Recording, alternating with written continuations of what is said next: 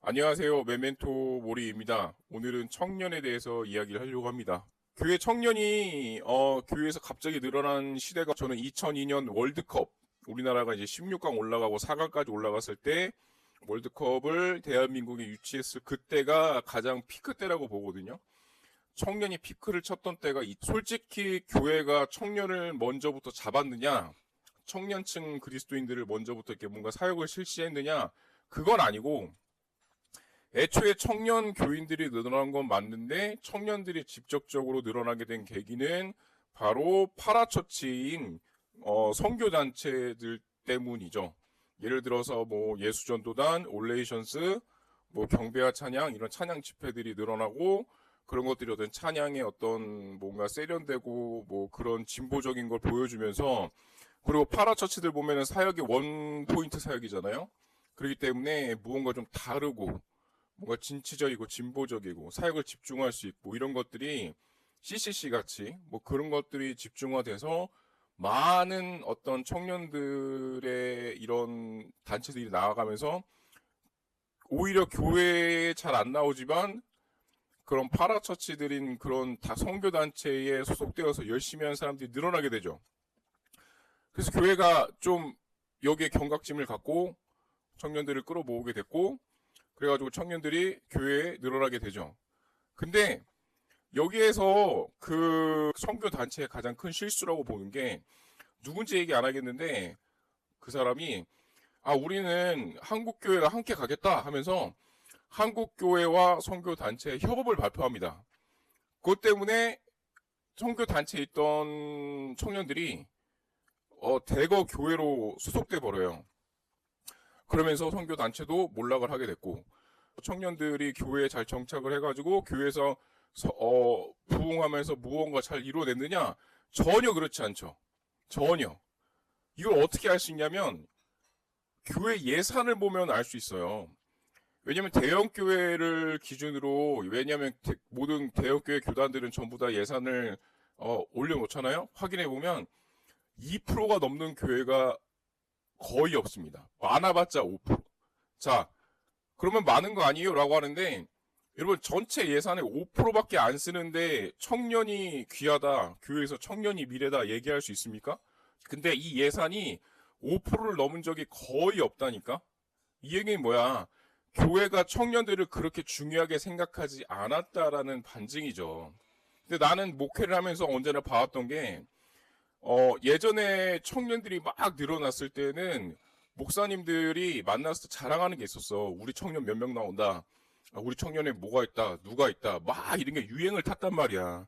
그래서 유행을 탔을 때는 교회들이 청년들 모으려고 막 안달이었어.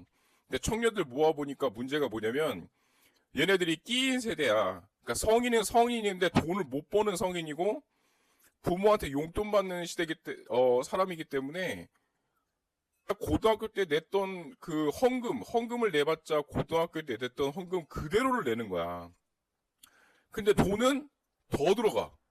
왜? 원하는 게 많기 때문에.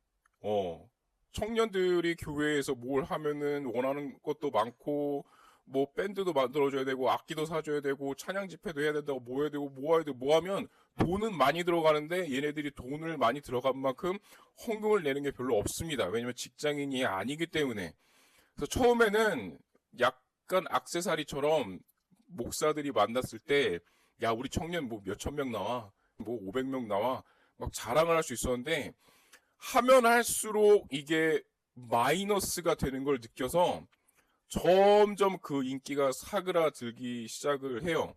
그래서 예전에 2000년대만 해도 청년 사역한다고 그러면 막 박수 쳤거든요. 오, 너 잘 나간다. 와, 너 짱이다. 그랬는데, 2020년도 전 2015년부터 시작되면서 실버 사역이 인기가 많아지면서 누가 청년 사역 맡았다.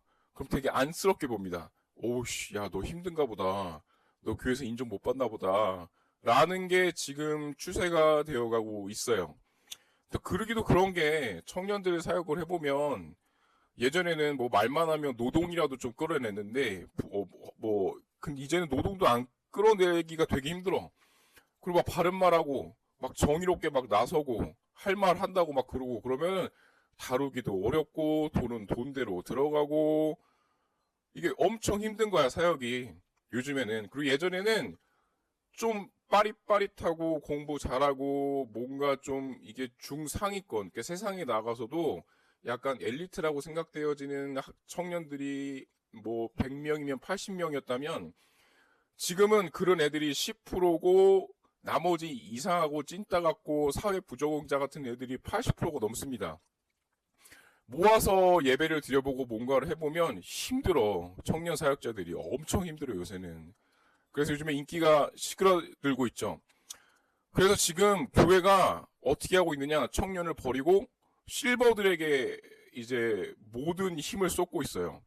그래서 지금 가장 인기 많은 사역이 뭐냐면 실버 사역입니다. 노인들 데리고 하는 사역이 가장 인기가 많고, 요즘엔 신대원에서도 자기는 노인 사역을 위해서 태어났다라고 하는 사람들이 많다고 합니다. 예전에는 청년 사역이었거든.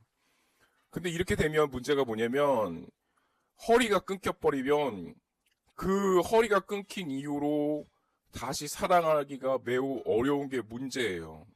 솔직히 노인들도 문제가 우리나라에서는 뭐 빈곤율이 많긴 하지만 그래도 복지 정책이나 사회적인 정책은 다 집중이 노인으로 되고 있거든요. 근데 지금 가장 많이 이 교회라든지 아니면 사회에서 눈 밖에 나서 잘 못 보는 세대가 바로 청년 세대. 청년 중에서도 남자. 이런 쪽들이 굉장히 도외시되고 있기 때문에 교회가 이쪽으로 좀 눈을 돌려야 되지 않나. 근데 지금 교회들 보면 전부 다 실버 사역하느라 난립니다.